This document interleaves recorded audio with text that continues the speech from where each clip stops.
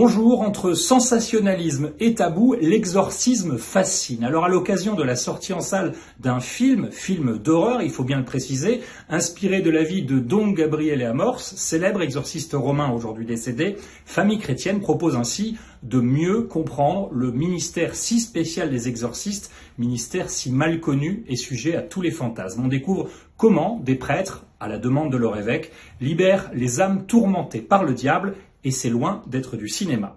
On découvre aussi cette semaine le chemin exigeant proposé par l'association Saint-Jean-Espérance pour sortir de la drogue. Un jeune homme de 27 ans nous raconte ainsi le parcours qu'il a sauvé de son addiction à travers la vie communautaire, le travail manuel et la découverte de la foi.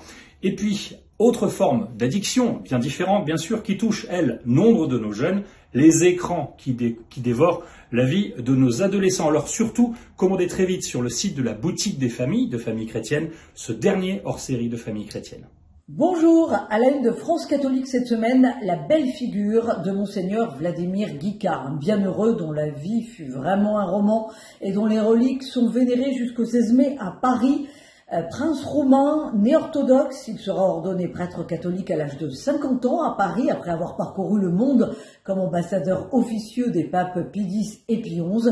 Il mourra martyr dans les geôles communistes roumaines en 1954. Son apostolat auprès des pauvres en France dans un bidonville de Villejuif est resté dans les mémoires. Alors, outre son portrait et la dimension de sa vie spirituelle, dont l'ancrage était bien entendu la messe, France catholique vous propose les confidences de la princesse Iona Ghica sur cet oncle atypique et puis un coup de projecteur sur la Roumanie qui aujourd'hui connaît un véritable renouveau chrétien.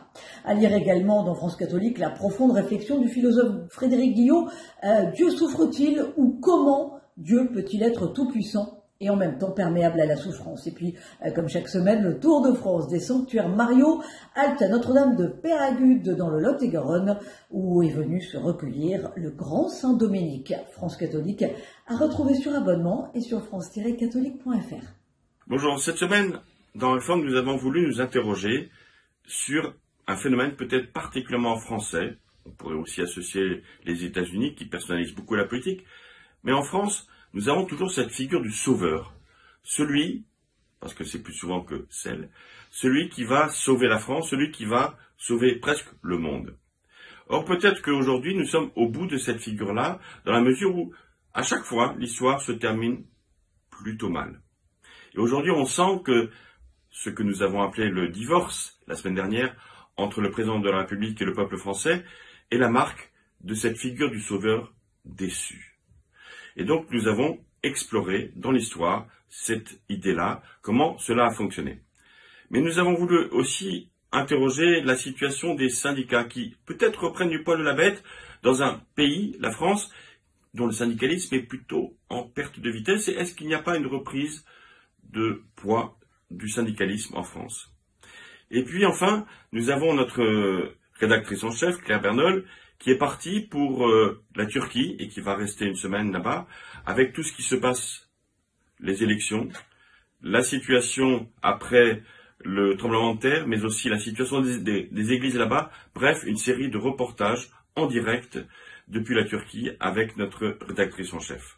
Vous pouvez retrouver tout cela sur réforme.net. Cette semaine, dans Le Pèlerin, zoom sur l'agriculture. Deux modèles s'opposent en France, l'un résolument productiviste, l'autre plus raisonnable et soucieux de l'environnement et des hommes. Mathieu Courgeot, qui est sur notre couverture cette semaine, adhère à cette dernière. Il milite pour un monde agricole qui accueillerait plus de paysans sur des exploitations à taille humaine, génératrices de produits de qualité et de revenus décents. L'avenir est à ce prix, il ne s'agit plus d'une option, mais d'une obligation si l'on veut garder une planète vivable et des agriculteurs heureux, capables de bien nourrir la population. Nourrir les hommes sans détruire la terre, c'est à lire dans Le Pèlerin.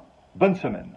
Bonjour à tous. Cette semaine, dans l'hebdomadaire La Vie, nous consacrons notre dossier à l'intelligence artificielle. L'IA est partout. Elle a investi notre quotidien, et cela bien avant ChatGPT, cet outil d'intelligence générative qui semble pouvoir répondre à toutes nos questions. Ça fait longtemps, en effet, que les machines sont capables de reconnaître une image, d'automatiser la conduite d'une voiture, de traduire un texte ou bien de décider en partie de l'orientation de nos enfants. Pour autant, faut-il en avoir peur? Nous dominera-t-elle? Un jour échappera-t-elle à ses créateurs? Car si l'intelligence artificielle est fascinante et sert l'homme dans de nombreux domaines, elle comporte aussi des risques. Comment s'en prémunir? Comment maîtriser son développement dans un cadre éthique et responsable? Ce dossier passionnant est à retrouver cette semaine en kiosque sur notre site internet et notre application mobile. Bonne semaine à tous.